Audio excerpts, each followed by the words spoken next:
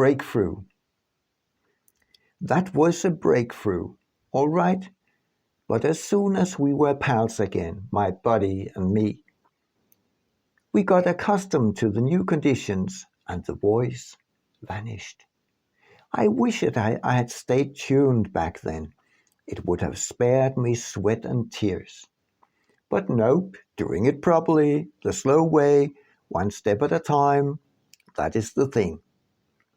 I kept looking for solutions to help me out of my problems, and eventually I stumbled across yet another system that offered a method and relief from just about everything. I spent the bucks and worked intensively for a period of time, only to find that it was very similar to the EFT I had explored years ago. Instead of the tapping, it had some other and maybe even less reasonable rituals that turned out to be without any significance whatsoever. But now I got signs that indicated some sort of results. I quickly realized these results did not originate in the newly found system. In fact, this substantiated my suspicion that all these outer things connected to healings are mere rituals. Like the tapping, praying, drumming, sage, pictures of angels and ascended masters. These are mere rituals to keep you connected, because the real healing is not visible or touchable with the five senses. It does not extend into our reality of time and space, by reason of which we so easily let it disappear like sand between our fingers. Thus, after having fought my way through the veils of rituals, I realized the reason why it worked was to be found within me. Somehow I had managed to develop my own abilities to the point where they gave rise to palpable results. As I understood what humankind is capable of, I did not hesitate. I started working with all kinds of exotic things. Like my eyes. I use prescription glasses since the age of 12. Many times have I tried to get rid of them. I have tried to heal my eyes through changing eating habits, supplements, and exercises. Furthermore, I wanted to look into human superpower. What about overcoming the need for sleep or food? However, soon I found myself dealing with things that any ordinary person my age has to deal with, and the list of unresolved problems was just growing.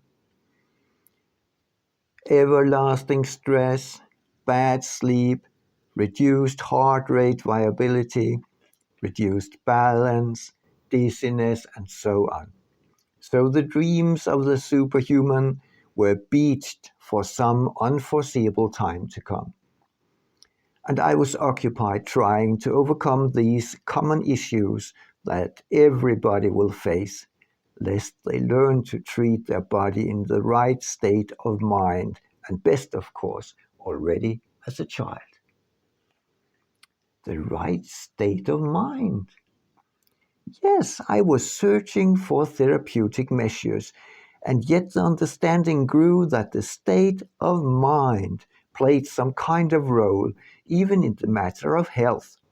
Modern science claims it to be two distinct different things, where health is physical and spirituality is some kind of luxury, a totally different world with no possibility for connection or to influence on health.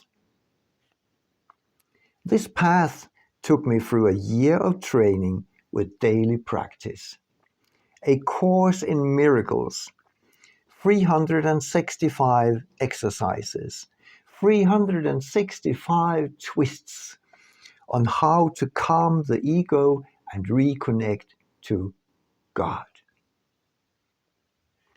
However, this God with whom I fought, to me he was by no means the omnipotent prime creator.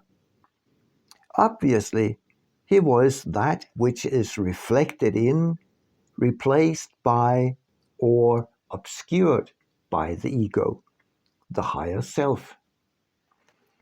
This book was in many ways radical 30, 40 years ago, and yet its explanations were held within the language of religion, strictly and respectfully observing the biblical tone and picture of God.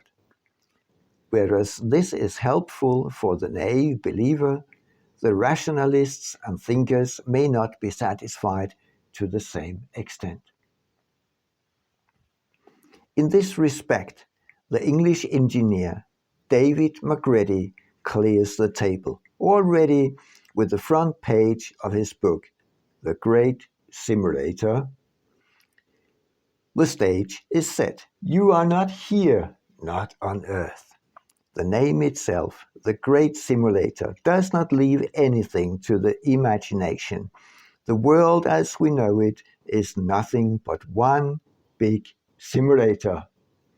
It is but an illusion. It is a game we play, a game not to be taken too seriously. We may fight each other, but when the game is over and the curtain falls, we are friends. We are all part of the same creation. We all entail fractions of the same God. The earth is a place to widen and enrich the experiences, to educate and ripen the higher self on its travel through the aeons back to Prime Creator. You, the spiritual entity, is eternal, and only an aspect of you is present in the person. The person is only an envoy, a representation of that which is you, the higher self.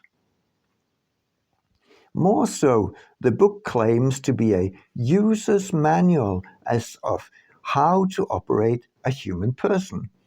Now, is this the language of the engineer? More specifically, the book sets out to open a door to the understanding of and even train you on the topic of astral projection. And to the inhabitants of the astral world, of course, where guiding spirits and higher selves are obvious participants. Not that these two books were the only ones I read, but I must admit, most of the books I bought were only turned once or twice in my hands.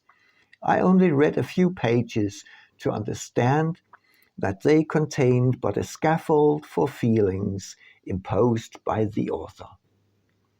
Good feelings, indeed, but seldom leading to anything but a landing place for more sales. Seemingly, most people desire such feelings. Not me. I am on track, a track that I create while I walk.